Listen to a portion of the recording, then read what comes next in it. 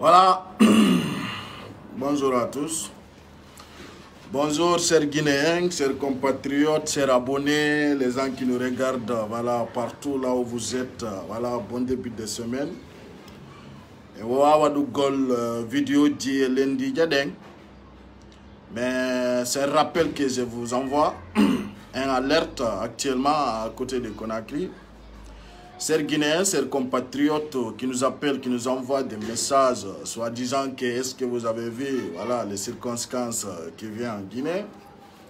On vous rappelle d'abord qui est Kassori Fofana, qu'est-ce qu'il a fait d'abord. Aussi, on bendar de Païkou Sare. On Jude Nyamaku. Inu no do Nyamaku Jude, Jodi no do Nyamaku Juda, Fodo Jaika. Donc, on dit Kassori Fofana, vous avez vu, il y a des communicants perroquets d'RPZ qui veulent faire semblant qu'on a nominé par intérim M. Diané. Donc, ce que je vais vous dire, chers Guinéens, chers compatriotes, Kassori Fofana, il y a aux États-Unis, on remplace Kari. Il y a partout en Afrique, on remplace Kari. Donc, ce que je vais vous dire, c'est une trahison. On a trahi Kassori Fofana. Et attendez, la semaine qui arrive, Diané va faire son gouvernement. On va dans un nouveau gouvernement Macron, faut pour Kadia. Parce que là, d'abord, Diané et Alpha Condé, be famille, Pignon Mobe Poussi, on marchi. Parce que voilà, des inclini, méditer en errorement. Bidoma Maya, il est yango di doubi, mais immom ya Côte d'Ivoire, Fiuron dir Alpha Tunde, en remplaçant un individu inconscient, c'est juste parce que, et voilà, on a remplacé Diané comme ministre de l'Intérieur. Mais Djamfike Kassori, Beti Kassori ka poste mako. Ça, je vous rappelle cela. Que donc par intérim, que Fio Imbe Bentoua nous semble, mais c'est clair, on l'a écarté dans la clan. Donc, Imbe Ben Andou donc Kolabi. Kassori Fofana, il y a aux États-Unis, il y a Niton, mais il y a les images sont là, et je vais le faire sortir dans la semaine. Quand il y a Niton, est-ce que c'est tout le monde? Non. Mais Alpha Condé a eu une manipulation, quand il y a la réunion, les bandits qui sont là, ils ont écarté Kassori Fofana. Donc, dans ce cas, Kala Sikudo, Kala Sikinado, Kassori Fofana Itaka, Arasiki Fernandenan, tu te crois à la mensonge. Donc, ce que je vais vous dire, Kassori est écarté, c'est-à-dire, nos moutards diallo itira, non quoi, donc, il y a l'exemple, que non Kassori Fofana itira. Il n'est plus premier ministre et il ne sera plus ministre en Guinée. Donc, nous devons l'aban sosojo, nous l'aban maninkajo, nous l'aban qui ce soit. Donc, manipulation, on y a du déon, quand il ne gueule bon, mais wadido Diané, c'est par intérim. Angot de bit ma komaya. Hayo Nyolan, Yiltito Dadon ya Euro dir Alpha de Côte d'Ivoire, remplaçable. Il n'a annoncé, si, c'est comme ça. Mais tant que vous avez des bateaux en galou, pas quoi. Arrêtez cela. Donc, Kalasikou d'Ombe, mais non de Lando, voilà, bien sûr. Abola en 5 minutes, d'amana, 5 minutes. Ok.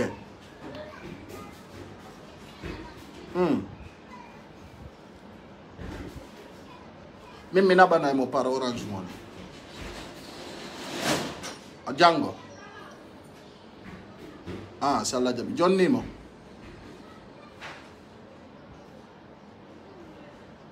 Oui, boss, comment va? Ça va, alhamdulillah. Quand numéro Madone Orange Money, on a. John Awinda n'a pas un numéro donc à WhatsApp.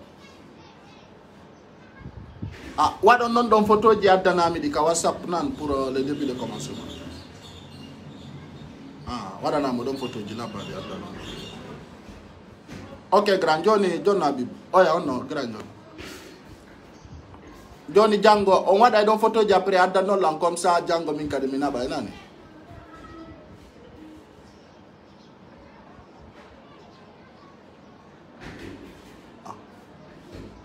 Ok, Johnny.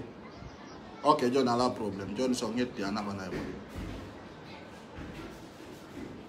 À tout à l'heure. Voilà, je vous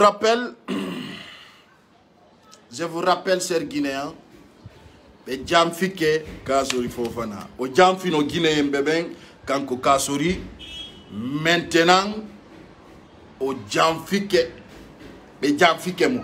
Vous comprenez? Au Jamfino Guinéen Bébé, mais Jamfitimo, Kanko Kasori Fofana. On va amika. Donc, d'autres, goto, Djibo, wala landito, si oui, bien sûr, Beitimo. Beitimo, ça c'est automatique au dégazant maton. Moi, ni manon arte golita don jodo hedoda. Si Moutar Diallo Artuno wonti ministre de la jeunesse, on y est donc. Donc, ce que je vais vous dire, chers Guinéens, la Guinée, Diane, mon programme de le nouveau gouvernement. Nous avons dit qu'on article, ça, je rappelle.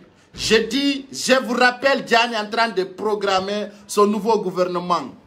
Awakodonon comme yala no Ibrahima Balde, comme yala no Banta Masoen, kodo woni arde. On va amika, on a dit un jour viendra, on pitete lady. Si kudon ko samakala. Awakodon nyande go myala no kanko Ibrahima Balde, minimo. Kone binebi be itamole au commandement de la gendarmerie nationale be pita mo eleti yalta fous awa conseil don non nini konta nini woni arde. Donc ce que je vais vous dire, chers Guinéens, Diane est en train de programmer nouveau gouvernement. Tawatanon di bandi jidafo be écarta di kalandu be wuli be itan fio be wadu gouvernement mandinko. Donc ce que je vais vous dire, Kassaly Fofana est trahi. Sinon manditino Fiondo mi wada ino di video jamina Moutar Diallo tie limosé. Oya non souma les communicants perroquets qui disaient voilà, nous soutenons les femmes, bera ino capable ben vive Moutar Diallo. Oya ka circonstance di yalti donc actuellement on dit pas vive Moutar Diallo. Ni kadi, c'est comme ça ils vont mouiller Kassaly Fofana. On a non Johnny, c'est terminé. C'est terminé. Donc, yo jama andu Moutar Diallo no itira non konon Kassaly Fofana itira ta dun do wadane jibi libi, il faut même pas te poser des questions. Il est limogé. Mais imagine quelqu'un qui est parti pour dire voilà, je vais saluer ma famille, après je me retourne, même pas 24 heures, on te remplace par un autre. Encore une famille d'adou. Et puis les inconscients, mais ala non, Diane no forme de gouvernement Macron. Awako non bandi on andata ko do be natata kollum kala kadi wi do respectoita ko on suma non be nana no don isaji no feddi do be na on a construit de nouveaux prisons be ko be ngata on don be wadi prison di kesi on fami ka ben ko don sokoite wano Ibrahima Balde wano Banta Masoen wano c'est-à-dire bouyema e no ton clan bandi nyamu no be mbudi bamba fare ko tombe yata so yande certains communicants perroquets dit voilà oy gabe futi wal gol photo di Diane parce que les communicants d'RPG c'est des sorcières, c'est pas des personnes dignes mais ta hawju no arde donc o wadi si minni on ka debi mo judi nyamaku hawra e ma fopuma donc do ko fewndi la Guinée ni aray sukkaro beydike indiqué voilà article holludo bien sûr article holludo do joni komi addana kon telen Conakry fi sukkaron ka fewndi don telen bokke arabe holli sangareji ha kamsar kilo sukkar fewndo do ni ko 12 000 francs sac sukkaron ko 475 000 telen kamsara bokke dun don ko teddungal e modon hay jonnuda bobo penu ko dun soda no itama kilo sukkar 12 000 francs guinéen ara dun don joni mi andintin naw litre essence pour wonde moyen kilo sukkar hara jama watta jibu hay goto sendite andintin no jama on fo kala mardo espoir sikkude Kassaly Fofana ko premier ministre ko fenande nani be watti Diane jamfa ka Kassaly Fofana formuno kan ibiti e ore makko donc kanko Kassaly o yawno Côte d'Ivoire hirondirgol e esirabe makko do andi fendo ni Kassaly Fofana o ronko ay kupugol biye o ya États-Unis o ronko kupugol biye o ya Atlanta o ronko fere kupugol biye o ya Atlanta. Il n'a pas pu le faire. Actuellement wonani mo fewno do kadi stress jano biddo makko mai o perdi poste makon sabuna do ngande video aminu no ko ombi do makko itti sadaka fi o wontu ka premier ministre. Donc ce que je vais vous dire, chers Guinéens, chers compatriotes, la malfangu yari follere. Yo la bane non poi la mu makongu yari follere. Donc problème la Guinée ondo no arde mo yano parce que do retour be wi Alpha Condé ala ka ledi ton awa retour Alpha Condé on ko kawo ko catastrophe woni wadde.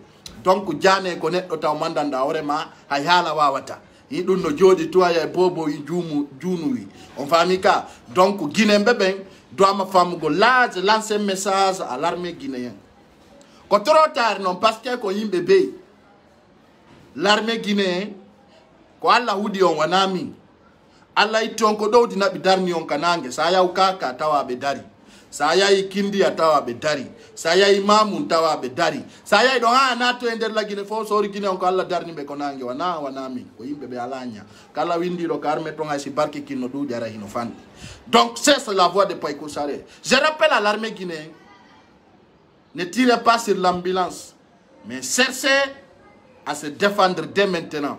Sinon, détruisons d'une façon archaïque, détruisons et waraka di cadre beboui. Alpha Condé no da oy poson risi, ko beynata kon cyanure 2 ko wariran. Dun non no arande ministre beboui kadi. Fiti d'ingol ndena on a réalité de la Guinée, fiti d'ingol corona et de l'Aiding, beaucoup de ministres seront morts. Bouye momaya, haranda kon nou wari do andi de balde do 2 personnes warano ka gouvernement.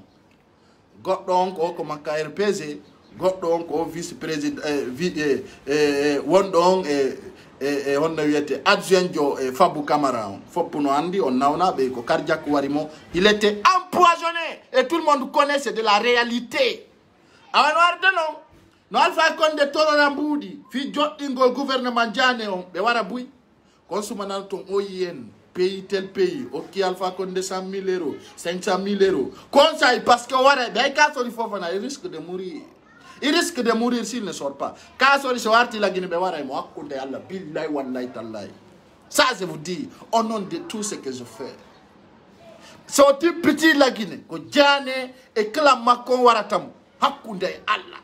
Oi, ben tu t'as goya oyalti.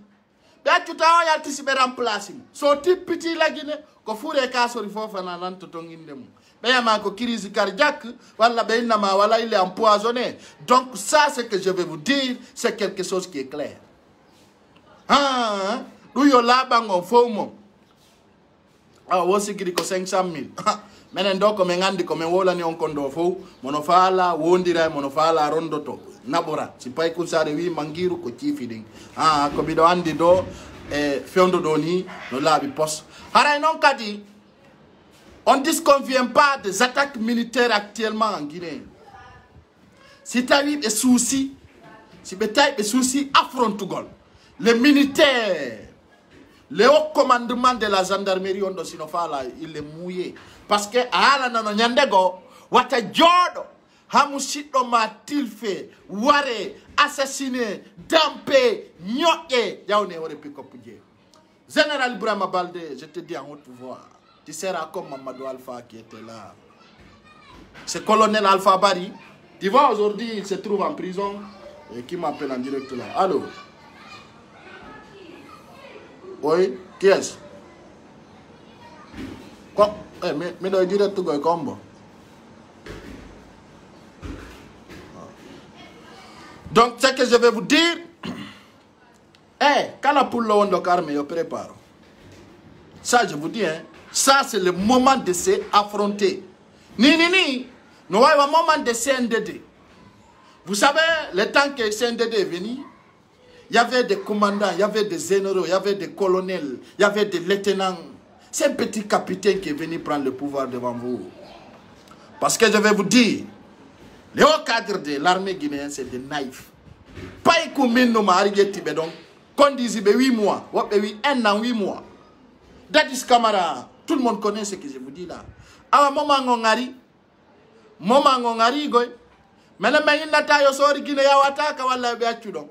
So ngata kali ay don so ko be addi kon ko be ngarata nadi dira nga so fide don ko mi ngalamma oyo don so ko be addi gawan oyo don so ko be formi soron koni oyo don so ko be joddi ni tele nga sigiri ko be arata bebi na arme gine nga be jawda be bebi na nga yalta fus arame de ngame de yalti na image di arame de welti ara on suma rezo orange no mo iri wanjandi ara on suma sel konko bonus on fa amika parce que on ala barki so jodi ke do ki kalare handicapé wayi warude do de commandant de colonel de lieutenant ha be acci on do be wari ben fo jodo don do fala gol pinkaje et je vous dis aujourd'hui je vous dis l'armée guinéenne c'est le bon moment moins de 24 heures so ngati ajane o jodini gouvernement makko son acci ha e jodini gouvernement mabbe on ara armée guinéenne so fidama hakkunde Allah billahi wallahi tallahi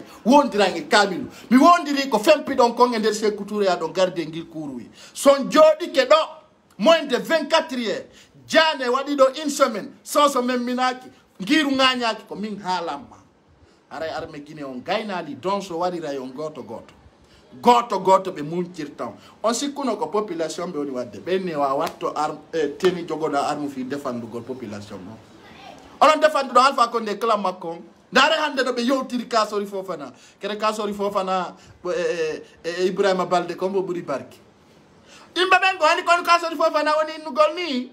Il dit voilà, c'est pas la première fois qu'on me limose à la poste de premier ministre.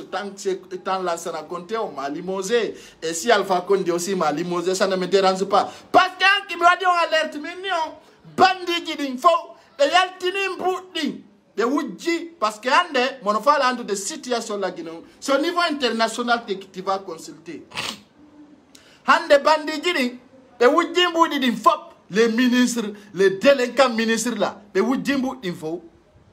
Hande ko be wujali ben, habino be le cadre de RPC, habino be revenu, ko ben Alpha Condé artirta don so mayali. Je vous dis, kolon bandi jidi ngandorto, arme Guinée ko fusa bagi, be wona do be wara be fo, hara hande kadi aro do ko recrute suka be so. Parce que on a l'assisté, on a l'agna, et puis non on faut mo akuna la nebi on a la de mini balle de sori on lani. Johnny Nando, ko bandion kondiri. Hare affrontement noir de ces couturiers, affrontement vis-à-vis. Pour les hommes intellectuels, je salue Mère Alpha Tarang à la passage. Ça, c'est la voix de Païkoussare, sans doute. Mais on dit comme on dit qu'on a de Kodung Wonderton. Ça, c'est de dang. Konderton. Hare affrontement entre Djane et comment on appelle? Entre Djane et Damaro. Donc andi ande buyema e ko abino ko maydi Alpha Condé. Donc andi ko binde ton constitution no mo assemblée no reconnaissa e leyde jandude den. Si Thailand do mayi walla o hebi problème ko Alpha, c'est-à-dire ko assemblée on jettata pouvoir. Pourquoi ils ont décidé de écarter Kasori Fofana? Be andi do joni si tawno ko Kasori wonno jusqu'à présent premier ministre, chef de gouvernement, c'est Alpha Condé mayi ko Kasori artata président de la République. C'est pour quelle raison on vous dit actuellement l'état de santé d'Alpha Condé est critiqué. L'état de santé comment on appelle d'Alpha Condé est critiqué. Quand on voit Alpha Condé mayi, il y a des gens qui se disent cela, mais moi je ne peux pas vous dire parce que je n'ai pas l'information qui est claire. Il y a des gens voilà, qui disent voilà, Alpha Condé est décédé. Pose-toi des questions. Pour quelle raison on a changé Kasori Fofana, on a mis Djane?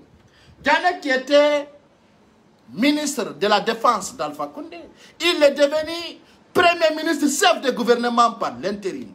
Johnny non, Johnny Godokadi Bandiru Gondoul, non, mais voilà le ministre de la Défense. Kere Djane Houda si Kasori Fofana la mom.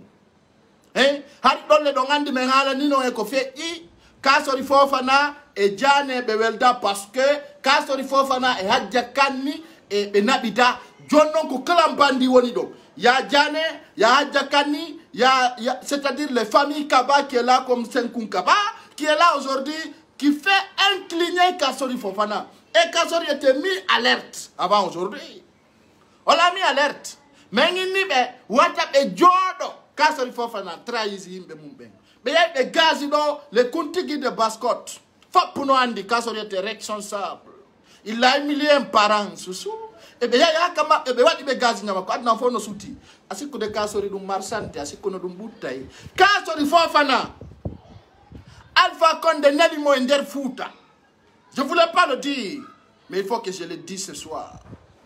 Partagez maximum parce que au vidéo do luta e bende kasori o fesina e kasori o vidéo do kasori o Alpha Condé neli mo yawo da masi bo ender Fouta Allah o kali mo kutu onon do fawdo ngandi dara bemben dalaba ko leydi buttundi ndi Allah deeji ni wadi barke mum dalaba sadna fo wuli dalaba ray no wadi clim kaso di Fofana yay membi nani dalaba problème o sunni otoje makko de nder dalaba o yay lappe o inni lappe o ibe ataki mo bonni motoje kanko kaso di Fofana on peut pas trahir la Fouta jamais plus jamais Fouta c'est intrahissable bit of pullo no way bonde wa américain wala wa cap verien wala wa jamaïcain kona wata trahison de namu Fouta ngu kala on bandi jo delinquant desudu do bonna e nder Fouta ko fima bonata kasari sa wontuno do hitande ngaldina no langoy kasori desidi ko ma ara o bonna Fouta e ley Kongol Alpha Condé o yayi o tajini do redu be mawbe dala babuy fappuno andi vidéo ji din no wodi hande konto yalti kasori ça fait pitié aujourd'hui il y a des gens qui disent kasori mi ko yurmi mi si dun no yurmalanko bi maccudo même pas comme ça si dun no yurmalanko bi maccudo min hakkunde Allah min ko kasori hekkata do inna no yurmi ko si c'est comme ça ne me fait pas c'est-à-dire que froid au cœur tout ça ne me dit rien ça ne me effraie pas ça ne me dérange pas c'est moi qui le dis la voix de Païkou Sarr reste d'animé donc c'est Guinéen c'est compatriote de national international. On vous donne des informations en temps réel parce que les hommes combattants restent toujours dignes et fiers. Hey Jama, Jane Bandirundu, ko fiondo do no mina banta Ousmane Nielo message. Mais andentine petit, ça dit tali sombere mande be seket hakkunde Allah billahi wallahi tallahi. Mi wondiri arsio. Hey sa du tal sombere man ko fiondo be ka RPC munchete ako do no ngandata goddo dogata neddo mum inni ono be skoro be fop be lava be na dongi machine be wupao be yaltina be holla jamaa on andi do d'abord pour satisfaire la communauté hein ko be on a pris Ousmane Nielo en infraction il sera emprisonné condamné 5 ans de prison. Nous n'entendons que Diane woni ko propose dunge osay do ni juste pour c'est-à-dire maîtriser la tension. On va dire pour orienter les gens autrement andikambe bandi jidi et no ko be décide. Ils vont prendre Nielo et le mettre en prison de dire tout le monde il sera emprisonné 5 ans de prison. On dit mbebe ngejitita wara Diane il est le ministre de l'Intérieur. On a dit ni fi carbira yejitama. La Guinée, est-ce qu'aujourd'hui tu entends quelqu'un parler de carburant ou l'augmentation des carburants ou bien l'augmentation des transports?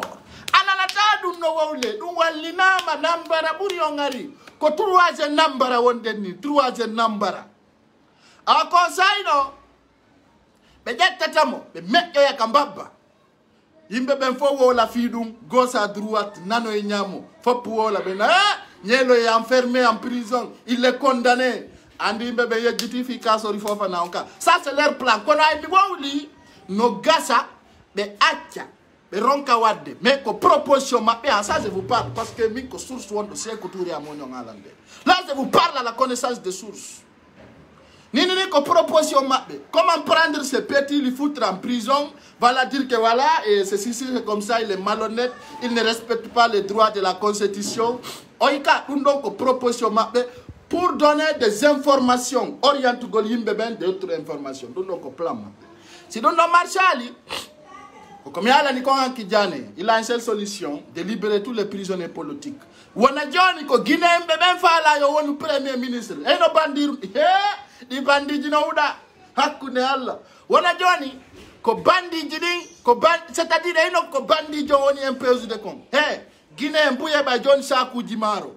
Il n'a pas de ben na ko premier ministre par intérieur momo korio o ya John Guinembe puy no korembudi be benna ko premier ministre par intérim on jonnion benna on heɓay sakuji maros bidonji nebban ɗum buyo habbo woni soso woni maninka woni fulɓe fuuta des camions vont sortir au port pour dire voilà c'est Diané le premier ministre ko ɗum buyende to joni bonus mum maaro ayi kankadi ko ɗon woni yaltinoyde o yaa waɗa ɗo meeting ji jani ɗi andanda hoorema kasori Fofana sustati puɗe la Guinée he jama ha conseil ɗon no ɓe nata settere hara non ɗon no wuli kat kasori Fofana jooɗo Côte d'Ivoire ka Sidya Touré jooɗi toon et nous golosema le gouvernement d'Alpha Condé c'est comme ça consuma noon mi peñante peñanama ha na jiɗiɗa peñanama otto verso kanko noon Diané so waɗi ɗo yontere o tawi bien sûr o ñiiɓi ɗon fuɗɗo noon innugol joni nano décret premier ministre changement change woni gouvernement he consuma noon nano ton Alpha Condé no inna on pongon ni nokkel kaari c'est ça on suma noon guinuɓe ɓe ñama e mbuuɗi seeɗa nde yontere ɗo haray ɗon e janggoɗɗo wartake nde yontere ɗo dans ce cas je vais me dire ce que Diané a proposé ɓe ƴettay ɗo kon yakaji huɗaɗi ɗi o gandaɓe waɗa ministre inno la ilaha illallah Muhammad rasul buy sintira a ko fewndo ɗo minata yo bawuri en yoɓe haɓɓu hoore de kono minata on puy he ka gouvernement Diané ɗo hay min ɓe noddaylam hakkunden e Allah billahi wallahi tallahi wondira e kamilu billahi he hay min ɓe noddala ɓe naye miñan aru ñama jawdi waɗa ko faalaɗa e nder saare Conakry nde ɓe noddayla déjà je sais cela kono mi yahata non kadi mi hallaɓe on position maɓɓe ɗon ko bonɗo ɓe noddayla ɓe no pay ko sare armé uditane télé armé waɗane kala ko faalaɗa wowla fi Diané ko ɗum woni proposition maɓɓe on kono mi yahata par ce que mi nami neɗɗo mbuuɗi quoi ils vont le faire je vous dis c'est leur proposition actuellement c'est à dire hande ɓe ɗannini kala wowlayɗo ka réseaux sociaux ɗo ɓe ñippinimo ɓe watti on tigui c'est à dire ɓe waɗi on tigui sotep ɓe fermi hunduko mako mi wolata français min vidéo janni ha joma Facebook nandi ko pular mi woltani wana fewndo ɗo fi actualité pay kusare no foori min faalaɗo nande vidéo asi ko portojo ɗaɓɓito e pullo fuutara wolanamo ko pay kusare woli ko you know min ko pular mi wowli ha mi hewti kam mi woɗɗo fiiɗa wola porto walla yiɗa jangi ça ne me concerne pas moi c'est à dire d'abord la première prioritaire c'est ma communauté je vais vous informer en temps réel min accu an ala e portojo komi woni suka wonɗo kaas kon ɗo doganali leyɗe porto min mi sokka juuɗe ɗo min si yimɓe am ɓe nani komi wowli kon hiɓe hooli ɓe andi wona birdi mi haccaka e ɗum goy ko an andi ko moni ko an andi ko porto nafuma conseil noon Diané arrêta na wala pay kusare sen non fort pay kusare sen sen à soutenir a consuma nom jabotoɓe c'est des malhonnêtes en jaɓata proposition ji maɓɓe ɗin buy so yande ɓe fermi blogueur ɓe bus wolaynoɓe ka réseaux sociaux ɓe deƴƴini buy ɓe fermi hunduko buy hande a nata e page ji ko yima ama wowla ko kirɗi waɗa sama kalawi waɗa birdire goto susta wolde ko woni kon feƴƴude la Guinée ɓe fermete hunduk kon si ɓe jonnanima mbuuɗi a jaɓali ɓe ukka yitema kono min ɓe ronku ɓe gerdiyan ha ɓe ronki joni noon ari ka welata fof tawata voilà actuellement la Guinée ça va être chaud aray Diané mo arde waɗugol gouvernement makko question on olaki la ilaha illallah onon anda kappere ko yiɗi laamu ko min si no faala RPG wona ha 2050 ka parti mum kono non ka pouvoir on wonata ɗon ha 2026 de ça je vous rappelle d'abord ça innama RPG wona ha 2026 nous on desconvient pas cela dans leur parti politique mais parti au pouvoir RPG wonata ɗon ha 2026 ça soit clair pour vous hein. Les délinquants réunis qui pensent que RPG restera jusqu'à 2026 détrompez-vous. Détrompez-vous, loin de là et loin de présent. Yola bangonpoy. Donc, si moi ça n'a ni bewi à RPG à 2026, en tout cas parti ma politique de wana ka parti pouvoir. Parce que je rappelle d'abord RPG arc-en-ciel. La partie au pouvoir ne vous appartient pas. Mi ala na be yimbe taw sikube parti pouvoir RPG on be jey ko fenande be jey aton fus Ande Sadjeti Kasori Fofana, il ne faisait pas partir des RPG Arc-en-Ciel. Sadjeti Bantamaso, il ne faisait pas partir des RPG Arc-en-Ciel. Sadjeti Rowano Ibrahim Balde, il ne faisait pas partir des RPG Arc-en-Ciel. Sadjeti Rowano Damantang Albert Kamara, il ne faisait pas partir des RPG Arc-en-Ciel. Sadjeti Wano Fabou Kamara, il ne faisait pas partir des RPG Arc-en-Ciel. Si vous comptez le ministre Alpha Condé, Bandi des conseillers, de ceci, c'est comme ça, il ne faisait pas partir des RPG Arc-en-Ciel. Et le délinquant fils importé là, comme Barabara importé de Zérekoré Conakry, vous pensez que RPG c'est quoi? RPG ce n'est rien. RPG, Foussalaton sina pénales. Son RPG en 2026, nous on ne disconvient pas, hein, mais c'est pas au pouvoir. Aujourd'hui on a vu, voilà, Souleymane Ismaïla Condé, sa maman était battue, son père était battu pour RPG Arc-en-Ciel. L'enfant se trouve actuellement en prison. Il m'a qu'à maison centrale. Quand Ismaïla Condé, on est là, pire ou non? Pire en RPG. Alors qu'on a un RPG, quand on a dit pire en RPG, on a montré, on a un RPG qu'on y récompense sur ton bébé. Jode, on a un bébé à la quoi? Un bébé tawata ko tête béton. Tawata on anda yeso. Jode donc, ou dit-on, sombe de monde vion. Vion RPG, ko parti au pouvoir, ko penale jokudon. On a benene mung et ben mouyangani RPG, faut bipe moun no kakaso. Vous êtes tous en prison. Tous en prison. Tous emprisonnés. Donc ça c'est un message pour vous. Donc ce que je vais vous dire, RPG, c'est des Konyaka qui sont là-bas. C'est des bandits qui se disent en Haute-Guinée. Malgré tout aujourd'hui, le clan Réni qui est là aujourd'hui ce soir, je vais vous dire, en Haute-Guinée ils n'ont rien fait. Pas de goudron, pas de route, pas rien. Sauf pleurer. Ande jama ko fi ka soriarde yewtugol ay don andi ka 20 ans de wata vidéo, mais j'étais pas obligé de faire une vidéo. Donc j'ai reçu beaucoup d'appels pour que je vais vous éclairer, c'est-à-dire je vais mettre la luminosité sur la torche. Donc c'est pour cela je vous dis en un clin d'œil de venir vous dire voilà Alpha Condé bandirundum imo entre maide ngurda. Haray ko be ittiri ka sori Fofana tadun jibu hay goto haray be falama joddinde gouvernement kesso mo men hala no fimu on gouvernement wiete gouvernement et troisième nambara o gouvernement aro donu me reconi satamu kati ko dono meso finta be ko dum ni mi inspirata mi do way watamati mi bonata quoi kala kanadu da mi mojja la way bantara je m'excuse haray ko andintin goldo andintin na Guinée be fo wombe landaru de niveau international ara indare ko ni ko ngarde la Guinée nyameteji beydo to woni arano gouvernement jane do adna o rekoni satamu ala négociation ay nokku ko suma non nano to la Guinée na dama ya embargo la Guinée no mari problème jeno un grand problème tous les jours. Donc ce que je vais vous dire, tout un Guinéen chers compatriotes ara ko mi toroto do armée on mi yida wa on nitung tawa ko falagol pinkaje lendiyan yidana on tawon armée kosan tawon armée gosi tawon armée boyri armée yefure moƴƴa haray ko mi toroto nagandi no buye mon no darde don do maturi bulawde holo di pinka toroto c'est moi votre commandant niveau international. Ce que je vais vous dire, ça soit pas trop tard. Miida, why non diron katumba jagite et Dadis Camara why non diron. Donc armée Guinée mi woni wolande cette message là. Miida tawata ko yo sattu ko na kiriyata ka geeti la worto miida na on.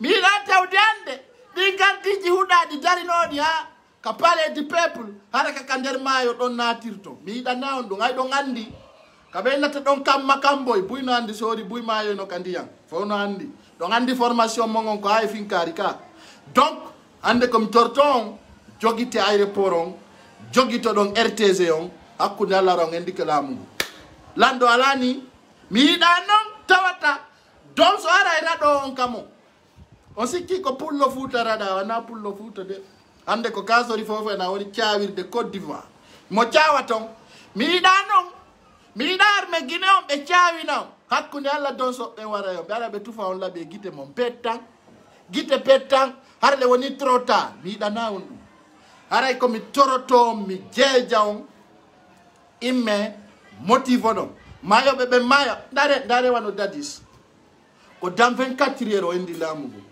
on note tous les commandements on note tous les cadres wadde joddini be kangal fayaya on suma o joddini des personnes délinquants qui s'appellent nous Jam o joddini général Toto en o inni be he ko min dadis woni lamade be tay ko gonga de abe bay ko gong wadi popa be tay ko vrai be ni ok y a pas de problème o tipini ko yata 17 pick-up à côté de l'RTZ fawno ande ko ne nyande yana da pick-up no yura bambeto moy ni ma wana hélicoptère wala wolo tako hay américain be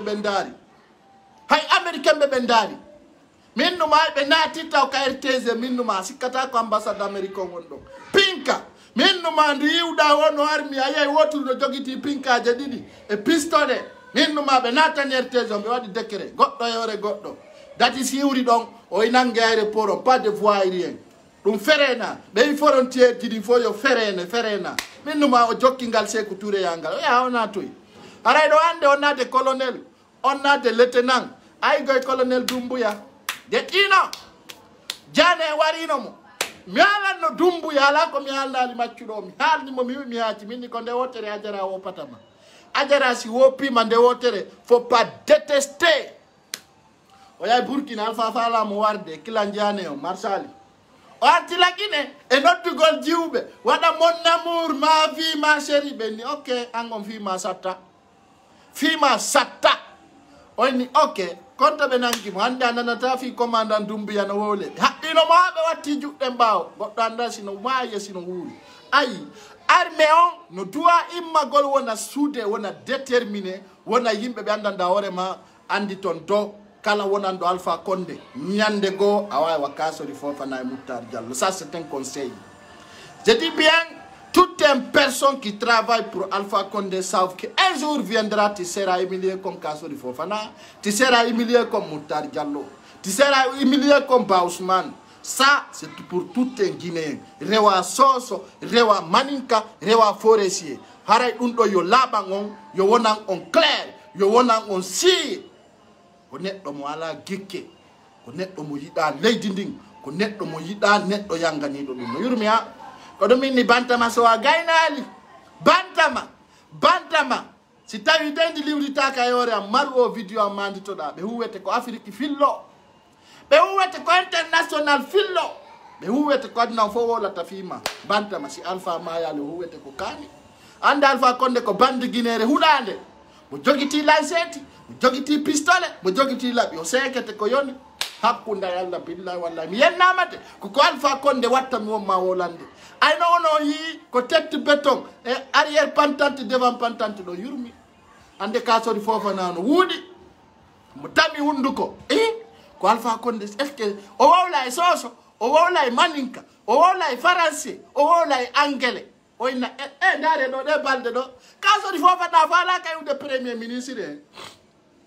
Je vais vous montrer des images. Kassori Fofana hari e propose ni mo ande ino ko habi di Alpha Condé. Ça je vais vous dire cela. Kassori Fofana fena no Alpha Condé o imi selu dalen ko peti umakko be wada dialogue be wada kala ko be fala Kassori Fofana di bloki mbudi mi halu dum kay no nge video min Kassori o dialogue ko fokkintinda do sa wawali Alpha Condé itete de o inuno Alpha kanko mo way wadangol Guinée dialogue Guinée fo jogondira o wawali wadde o wawali few jonno du wala nakki Alpha Condé be occasion o ittimo direct hari ko occasion do hobbino be ittimo donc wande Kassori Fofana no tami kollum o ngatino kollum ko dum woni minisi alla dando en ninsugol ko Kassori Fofana ninsiti ko nyande jango jabe amina Kassori Fofana ande no waywa yuti do labi ronki mayde jonna opposant wana o ministre o do kadi o lanci fi makko donc nyande fini weto sa mijeti ka tawa sellu dalen ko biddo gorko no yurmi ande o bonni fi Kassori ça fait pitié yurmi ande o wala angela wala chinois do la hulita dum fetim Kaso di Fofana, ça risque, il va être dérangé. Hein? Billahi wallah, midi to tung amokoba. What a service. What a service. What an agot service, parce que non a service de temps. O itama, o watta goddo, o remplace goddo. Yurmi. Kaso di Fofana ko geri kon foppu fi Alpha Condé. Jemma nyalor ma bimbe kiki, da ci sa o fi manini. O itim. Ola ndare do Moutar Diallo itta o remplace goddo. Do non o ittu Kaso di Fofana tu o watti kadi hudado burimo. O watti Jane non ara forme gol gouvernement mum. Ha ko don non bandiji bu yurmatam.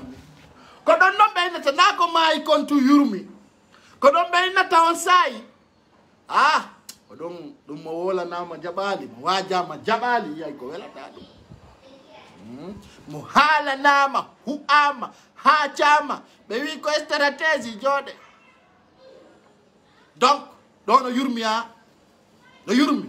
Tuma Jane joɗɗini gouvernement mum ajama la ilaha illallah ɗum no yurmi on no o waɗa pullogo kadi tan ministre de la défense o wattani alila tout ça pour gérer la tension ni komɓe woni ministre de la défense ko Jane komɓe woni premier ministre ko Jane acceno mo jogi ke ɗi poste ɗiɗi ɗo e nder leydi haray komɓe woni lanɗo on haray ko hombo woni lanɗo on fewndo ɗo ñini ni mo innima Jane no wawi ndugol Alpha Condé tippota ko laggine wata minimise nani wata minimise parce que buyno ɗo ɓe anda e pular ko honɗum woni ministre de la défense nani ni jentoɗa moƴƴanana fillitanoma fiya nanu Jane woni ministre de la défense même temps premier ministre de l'intérieur par intérim, je m'excuse, chef de gouvernement.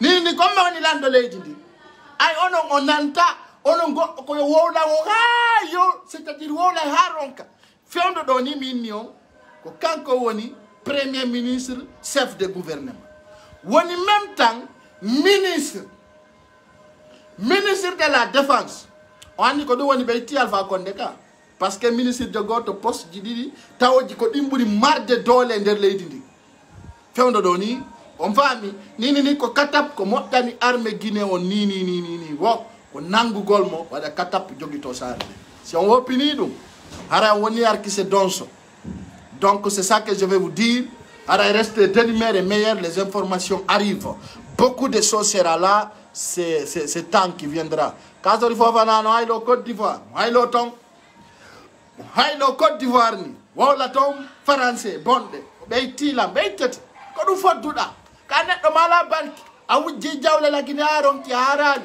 a biddo ma mayi be remplacer makadi goddo no yurmi Kasori ni no yurmi ça fait pitié haray ko dum jama wonbe darde paykou sare o saydo haray ko torondir en vala e fop ko yo wakkilo jodo tuda noppi sattendi no arde leydi ndi sukkar be dike transport dum no ande kadi goto discutata ron ko 2000 pasidi no beydi awa haray fo no weltana Allah yo continuer ni sattugol lagine yo sattu aduna fo ƴeewa en dum non hay as kombo ma won ton ko dum mi tori la mo Alpha ngu en tant que imo don Allah lagine satta tun continue a satta bura corona ka aduna yo sattu lagine yo sattu awa wajan mi ali nyande go minni corona yayi wotu ma cellulami yimbe ben taybe wolaki minni on ka aduna do ça je parle aux blancs je parle aux français je parle aux américains les jours que Cellou Dalein sera président de la République de Guinée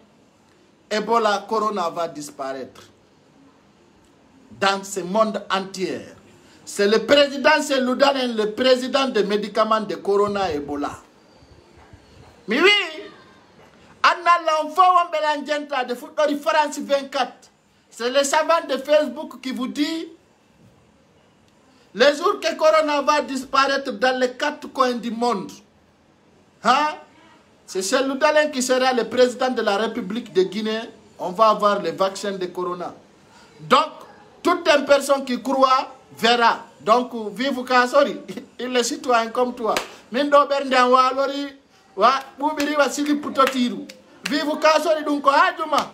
Ange kasori on viva e kamuttari Diallo vivuno. Mimi haja mimmo Alpha Condé timmonanaki on kasori non mi alani. Mi alani do non kati. Sara Senegal do suudo de si mi mam bebinte de.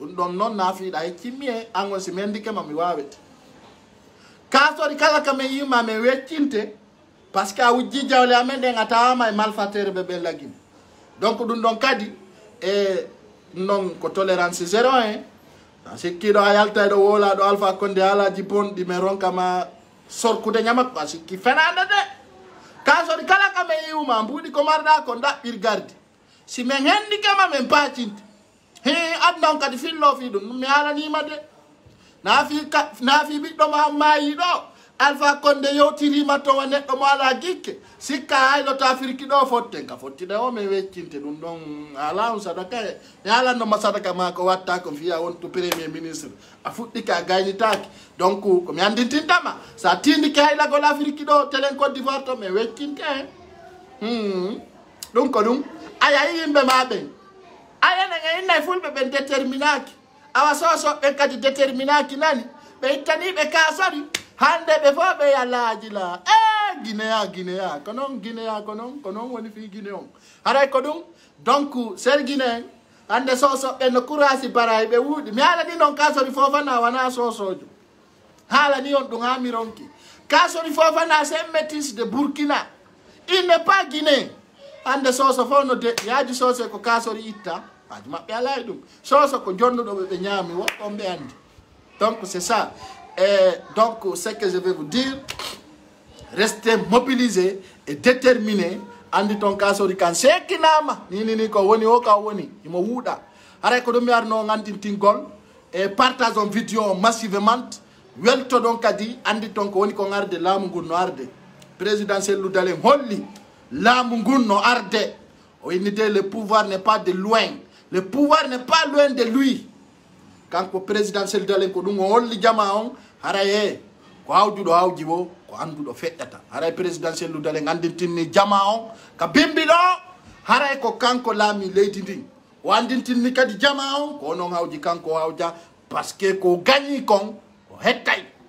Ɗum kanko président se dit holli. Haraye non meden weltano do jane Allah wadu fo. O sansa gouvernement on fo o yawta bandiji ɗin fo lutta kamɓe bandiji kajirji ɗin fo Amérique halkaɓe France halkaɓe Afrique halkaɓe Asie halkaɓe Russie halkaɓe Turquie halkaɓe hara menen kadi meɗen welti meɗen jonnanon information ji moƴƴi on suma noon min wiya banque ji ɗi ñawlata mbuɗi laguine par ce que ko gouvernement waɗo assemblée laguine on ala ka o reconisa hay min mi reconisa an e hoore ma a reconisa assemblée laguine konto wowlete ala de décision no waɗe ka pale ha mi sikki damaro landetake do sikki nde ministre no sensé haray assemblée o no dowa waɗede hito assemblée landetake assemblée ayi a reconnisaka assemblée o laguine ɓe reconnisamo few ministre sensete kono nanirɗa ni ko ɗo assemblée o nanata wallahi billahi tallahi ne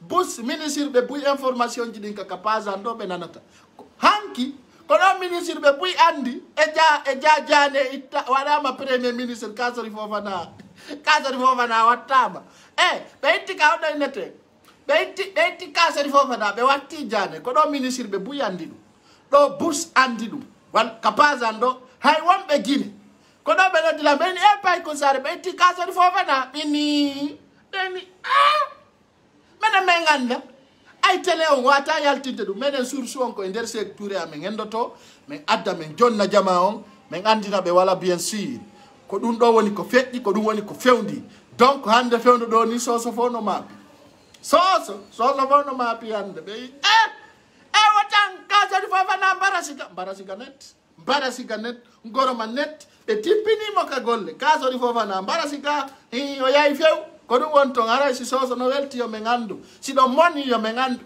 kadi so manifesti ke télé mburama yaɓe naɓana on gaz ñamaku he sorkayo ñamaku ayona ɗum won ton ɓennunoɓe sorkayo ñamaku ari goɗɗo yaltu wowla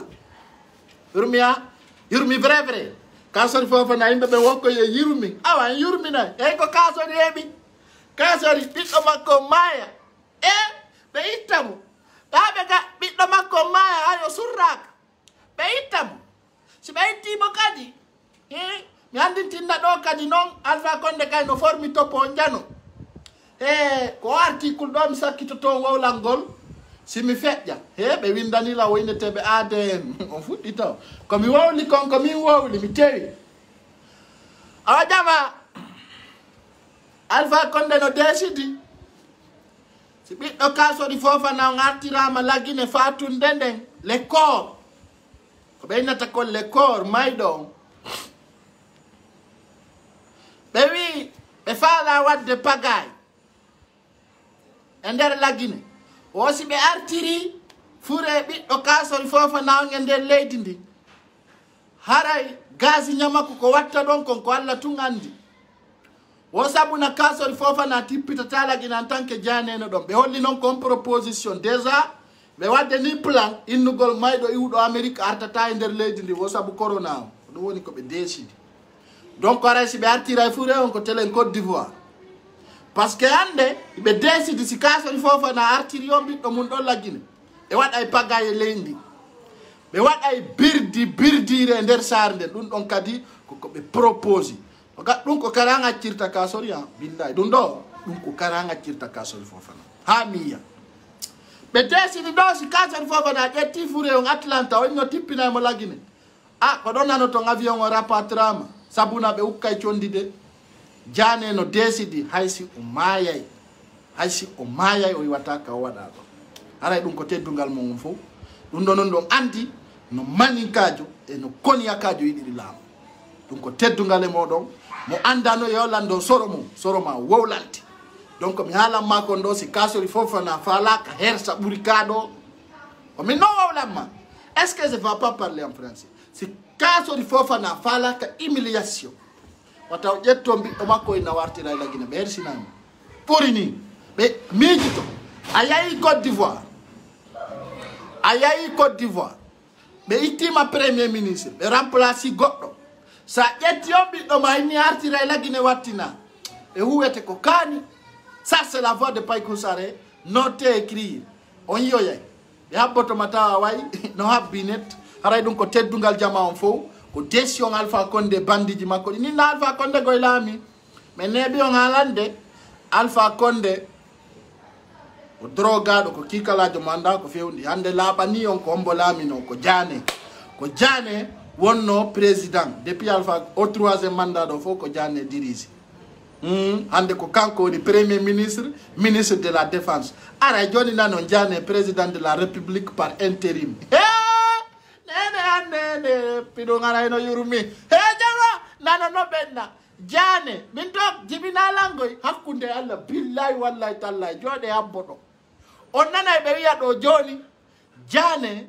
président de la république par intérim Allah wontan ɓe Alpha Condé no wawi waɗugol suwen on tuma ɗon ɓeynata Allah wontan hakkude Allah ko ɓuuri mi andude ɗum wo ko Allah mais inni no Alpha Condé no préparé remplace o mo min haalani noon ɗum ha min ronki min huyi min ŋaati min inni min jooɗi awa jama ko ɗum ɗo mi sakkitanto on duɗɗal ngol fewndo ɗo ni son nani no hino e téléchargement mi inni hino e téléchargement son nani ɗo Alpha Condé mo Turquie walla Alpha Condé no Italie walla Alpha Condé no yahi France walla Alpha Condé hino yahi Angola walla Alpha Condé hino yahi Gabon walla Alpha Condé no nokkel kar no gasa ɗum mayino no nadda e nder ambulance wal no joɗɗina to haray ganda min to en tant que Alpha wowlali miɗo andi mo maayi jooɗe on nanay ɗo joni awa Jane président de la république par intérim ɗo ɓe ndata saare nden huɓɓay woni hakkunden e Allah billahi wallahi tallahi min ɗo miɗo habbi bimɓe kikiɗe miɗo habbi ñande o miɗo tuɗi nowru miɗo waɗi ni an kadi tuɗu ouvre ton oreille comme ça nana andita ɗo si a naniɗo président Jane président de la république par intérim ta ngaldina nan min ɗo ngaldinala ay an a miijete noon ko Jane wona premier ministre par intérim hiɗa bino a habbanoki par ce que a hoolaki komin haalanma ko a hoolaki awa sa naniɗo Jane président de la république par intérim min ɗo ngalɗinala haray meɗen heeɓi faransi ala ko ronki France sinni weccinte be weccinte on sikki makor oya Sarkozy ko ardi lagine ko giggol Alpha Condé o ganda mayntum pijidi no arde haray laamu sellungu no arde nani ɓeɗo kadi ko ɗum woni décision maɓɓe on haray jama on fopp yo habbitu min ɗo miɗo habbi min ɗan hoolini ni Alpha Condé no e nder ambulance mum mais inno Alpha Condé ɓe opéri hayare makko nde ɓe seekinde min haalni on ɗum yimɓe ɓe hoolaki kono habbe no arde laaɓa joni tuma nan ɗon ɗo Diané woni président de la République par intérim premier ministre à la même temps ministre de la défense à la même temps haray saare nden haray fof humpitike ko woni ko nder ton haray fof yottuɗo noppi ko arta kon no saati laatagol donc ɗum ko fi jama on fof e min on do miɗo andi ay ɓenni ɗo o kasori Amérique no tawri kasori miɗo andi ɗo laaɓanima o ittama ka no wontiri o si mi nani kay ɗo ɓe watti Diané président de la République haray do min do ngaldinala Alpha Condé ala e leydi Diané amata wadde ɗum ay on hula reedu sa yi gorko ka yiɗamo waɗi lattarare mo wawi Waladji Diouf ka ngaldine il est capable de tout ɓe wi porto ɓe ŋinni wo kangen black rase sa tête enlève tous les sauvés en ce moment il n'a pas d'expérience de conscience donc si ɓalejo fembike itti sukundu fof watti ila e makko nani aray ɗum no wawi nguma min ɗo sa nani ɗo fewdo ɗo ni Diané wattama premier ministre par intérim so watti hoore makko président de la République par intérim min ɗo ngalɗinala juwalan haray miɗo toro RTG on waɗugol décret on heña Diané windu kaydi ay ka ɓi bemma an awana ɓi taaf Diané ko min wonnoma ni wetata ɗo e janggo a sofinali décret ko an woni président de la République goɗɗo ñeƴƴa hukka yite makko tamayo alamaki wonu président hay siko yontere min itta min jonnita sellu sa wopi ɗo ɗo ando an kadi ko mayde ma nden ni hala min ko ɗumitorima wala mi weltano ɗo tanti ruggi alman guiɗoɓe men ko jonnuɗon ko mi hendike nani aray min bigopi on la salmina ɗo kadi Congo Brazza donc yayi noon mi Diané yo etode ona président de la République ko occasion makko on ni et puis so sofinani men ɗo Alpha Condé adna fo weltantoma Diané tu seras comme or en Guinée a sikkata ka bandiru Diané ni hotere ma no fokkiti huɓɓugol e adna fo wowla fima Diané mani kaka menna mi waɗane maninkare ndenne ala gandi nini ka wonɗa waɗa welti Diané sa sofini ni Alpha Condé a laamike hakkunde Allah Guinée fo weltantoma billahi wallahi tallahi malgré ten dictateur mais adna on fo bigo pete ɓe nawayi l'homme fort de Conakry ko min attoto waɗugol photo ma ka pasan mi wondiri Facebook ko Diané rewreweteɗɗe fo tippa e Alpha Condé laamuɗa siko hitande min wowlanma sa wopintinni ɗon Alpha Condé warete billahi wallahi tallahi ay tumi wowli alanima de rewreweteɗɗen fo yewta article jogoɗa RTG on e palais on voilà ok comme je connais rien on verra donc comme moi je connais rien toi tu connais tout on verra l'avenir jugera nani donc la gandi capantati e jeenayi komi wowluno kon buy waɗi ka donc aray ɗum ɗon ko hittugal e mon teddungal e mon haray ko ɗum min on do si Diané sofini Alpha Condé ko bandi itta bandi watta donc aray ɗum ko teddungal e moɗon meɗen habbi do meɗen tuɗi noppi fof no weltana haray ko yon partage vidéo ji ɗin dès que possible des informations très importantes arrivent on va vous donner les informations haray fof no weltana le nombre ɗon andi pay ko sare ko blogueur tuma wari o ardore ko yoni ko humpita on donc weltiɓe ɓe no ɓuuri moniɓe ɓe mari ɗo no moni sofinemo haray no Diané sadaka ma on fiya wonu ay ɗo si mittanalima sadaka haray en famani sadaka ma on fiya ñiiɓu ka premier ministre ɗon ko hoore Ousmane Ñeelo e nden men faala yiide dow ka kammu hara dande no waali ga horde no to ko sadaka ma on noon fiya ñiiɓu ɗa andi noon mimi fenta min simi haalnima goɗɗum hoore Ousmane Ñeelo ko piiji ɗiɗi wattama ƴetta hoore makko nde ko sacrifice ma on noon si ɗum woppi faamude Diané ƴetta Ousmane Ñeelo e falamo 5 ans de prison ƴettu ɗin ɗiɗi ko ɓuranma o sa falimo 5 ans de prison fami walla tati horde nga wadi ka duwada adu mantinni ke do nga réglia moƴƴi anda jotti ke premier ministre wala kadi président de la république mi wolamma ko sadaka ma onno anani sa sokkimo 5 ans wona ministre d'intérieur goɗɗo ara lamuma sari a tetti horde nga wadi ka kesuwal wona président de la république. Ça c'est la voix de Paye Kounzare, voix pour tout le monde. Donc c'est ça. Eh korboya onko ay sadaka o moƴƴa korboya ko ñeeloy o dowa taƴi de hoore munde waɗaɗa ha moƴƴa mi itti ñeeloy sadaka gasa janngo aɗo nana ɓe itti ñeeloy e kinape nene ande kadi o ɗantako ayti mi wolani ɗum ɗo jaane ñeeloy daɗiɗa anagol aye ko kanko bonni RPG.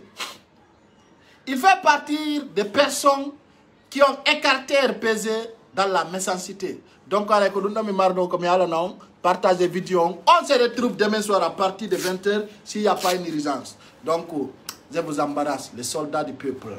Bye bye. Partagez maximum. Hein. Je vous salue aussi depuis Angola.